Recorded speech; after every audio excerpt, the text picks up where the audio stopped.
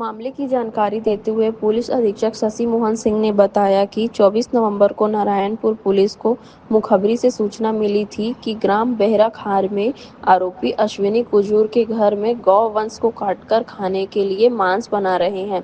सूचना पर पुलिस की टीम द्वारा आरोपी अश्विनी कुजूर के घर दबिश दी, जहां पर रोहित कुजूर, संजय कुजूर, अश्विन कुजूर, अनुरंजन कुजूर, दीप कुमार तिर्की, बर्थोलियस लकड़ा, प्रकाश तिर्की, पोल्डेक लकड़ा, रानू कुजूर, अजमेश लकड़ा, संदीप कुजूर, तेलेश्वर कुजूर, नवीन मिंज, आशीष टोप्पो सभी मौके पर मिले, जो गौवंश को धारदार हथियार से काटकर उसके अवशेष को एक बोरे में रखे थे एवं 5-5 किलो का मांस तो अलग-अलग कढ़ाई में तैयार कर रखे थे। पुलिस ने सभी आरोपियों के कब्जे से अनेकों बर्तन में रखा गौ मांस, टांगी, लोहे का बैठी एवं गौ वंश का अवशेष जब्त किया है। पुलिस ने सभी आरोपियों को गिरफ्तार कर न्यायिक अधीक्षक में भेजा गया है। शशि मोहन सिंह, एसपी जसपुर।